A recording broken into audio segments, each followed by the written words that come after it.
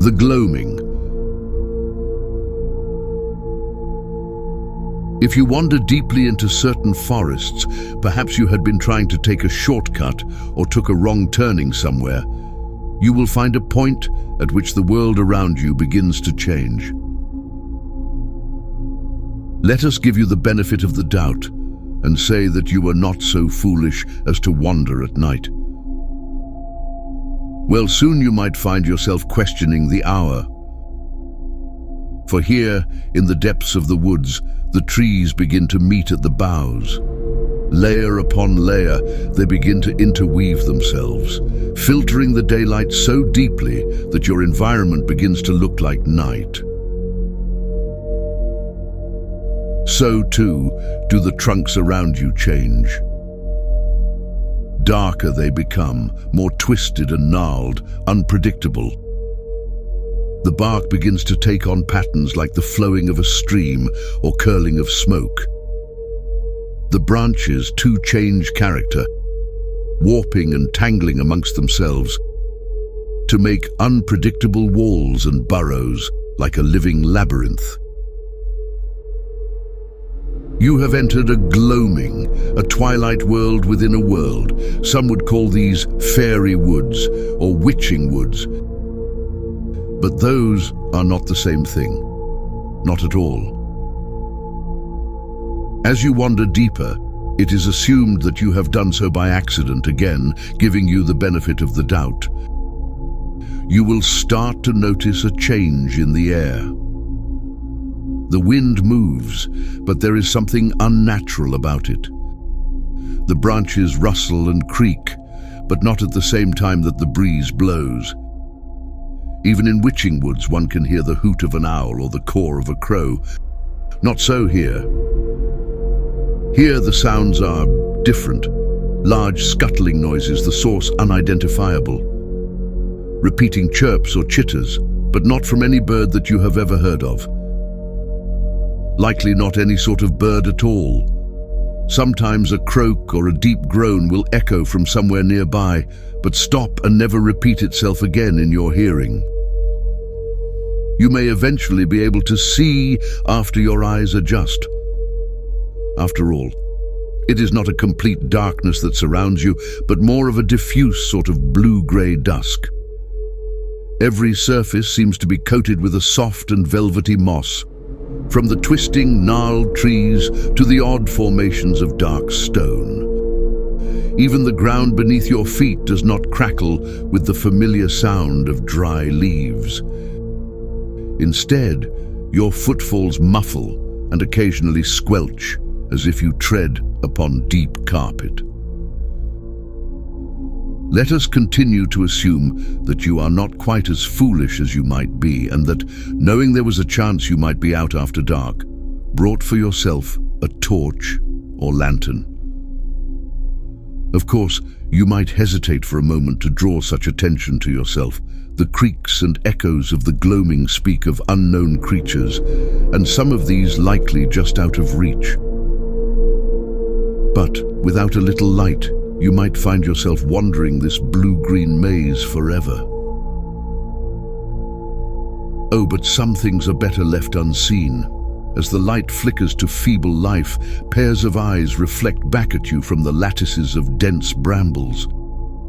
Some flash at you in alarm, their owners skittering away. Others stay, peering at you boldly, unblinking, and follow your progress through the underbrush until they disappear behind you in the gloom. Still others do not respond to the light at all, but are not what you thought they were. A massive root is actually a millipede the size of your house that waves arm-length antennae, tasting the air. A white spot up on a trunk is actually a moth with a wingspan as long as you are tall.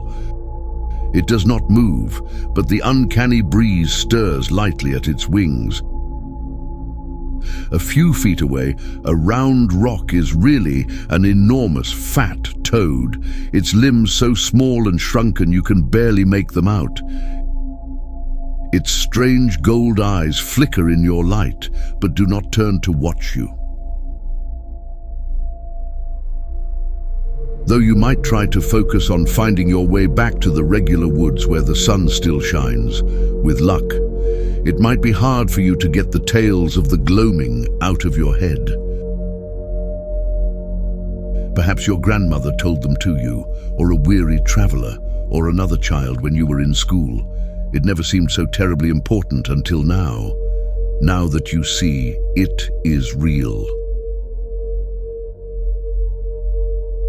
Really, most of these trees are said to be one big one. The gloamroot tree, said to be the width of a village and growing upside down, with its branches buried miles under the soil and its roots sprouting all around you, encompassing you.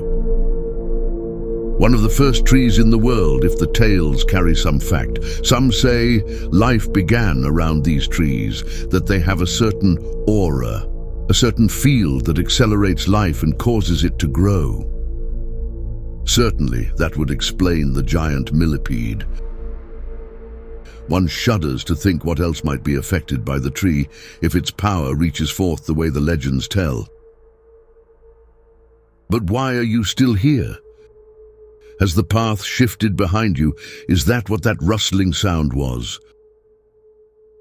Or perhaps you seek the legendary gloamroot seed. You certainly aren't likely to find it here, and it isn't worth your life. Or maybe you seek the ruins of the fabled kingdom.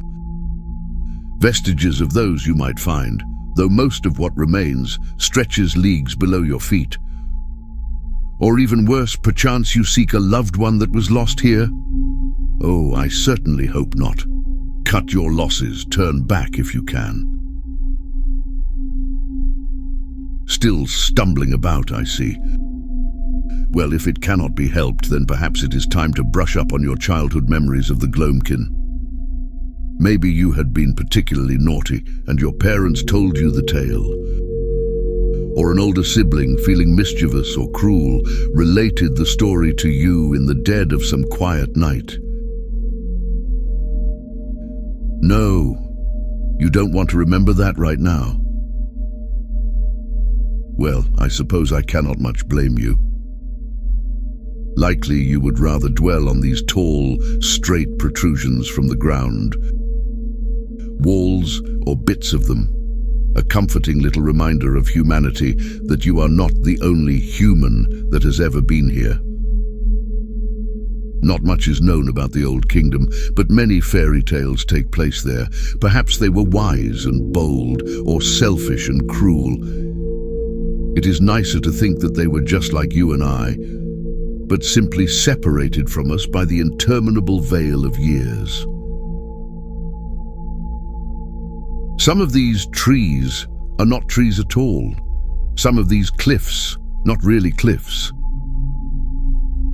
The scope of this ancient civilization must have been grand indeed, that even these mouldering bones tower nearly as high as the tallest trees, and below, oh below. For miles and miles, the city is supposed to stretch, not merely broad, but deep.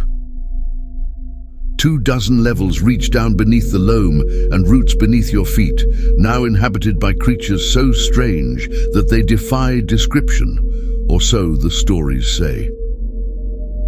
And what happened to them? Where did they go? Did they abandon their grand city once the gloaming began to overwhelm it? Maybe they spread out into the mortal lands, becoming your grandfather's greatest great-grandfather. Or maybe they stayed. Maybe they changed. Which, of course, brings us back to the tales of the Gloamkin. But I see you still would rather not think about them. What is that in the distance? It had looked like a temple or a cathedral, or the outline of one. Impossible to see in this cursed dimness. But now it is growing, or rather rising up from the ground, higher and higher above the brambles and the shattered ruins. Why, it isn't a building at all, but rather some kind of creature. 4 legs, 3. It is impossible to tell, but they had looked just like the other mountainous moss-coated trunks that surround you. And what else could that be but some kind of head, with roots like horns that curl up and up to the bottom of that impenetrable lattice of the canopy? Why, the head alone is quite as large as a ship, with a forest of vines that dangle down from it like a beard of leafy tentacles. And what are those? Surely some kind of luminescent fungi. They cannot possibly be eyes gazing down at you from that tangled nest of ivy and bark. Oh, they had better not be. Yes, certainly, running must seem like a prudent option. I do not blame you for this either. You have never even heard tales of such a creature. Surely you would have if anyone had ever seen it and returned to tell the tale. Even the toadstools seem frightened by its approach, skittering away in a flock on tiny root-like legs as one great vibrating step from this other thing quakes the ground. You must look like a speck to the creature, with your tiny firefly of a torch, fleeing for all you are worth. Of course, one rarely has time to plan a trajectory other than away when in such a state of terror, but if I may be so bold, perhaps you should have picked one direction in particular and stuck to it, rather than winding your way this way and that, stumbling and skidding like a startled deer. Whichever way you came from, well, this certainly isn't it. You have never seen this enormous gnarled cliff face before. You certainly could not have passed it on your way in. As a matter of fact, as your torch begins to sputter and die, it occurs to you that this is no cliff made by plate tectonics. It must be the top of the fabled gloam tree itself, or rather the bottom, if it indeed grows upside down as the elders claim. Your poor, valiant torch. Perhaps you should have shown it more care during your headlong flight. Heavy moisture and jostling are no good for such things. But on the plus side, as the last blue flames sputter and die, your night vision begins to return. Though the mountainous thing is nowhere to be seen or heard, you are not alone.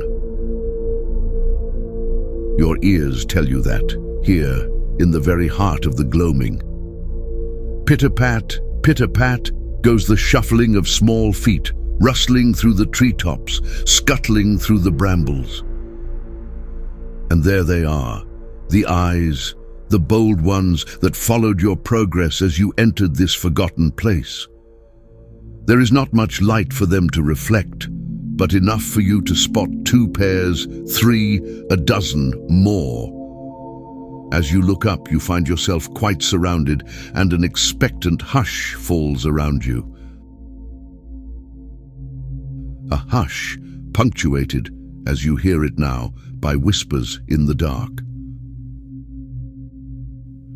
Upon reflection, perhaps you should have allowed yourself to recall the stories of the Gloamkin. Maybe they would have helped you to avoid this unfortunate end. The eyes are creeping closer now, the whispers rising over the sound of the wind. And it is here, dear friend, that I unfortunately must leave you as your loyal, omniscient narrator. I shall bid you farewell rather than see you later, or some other hollow platitude. I doubt we shall meet again,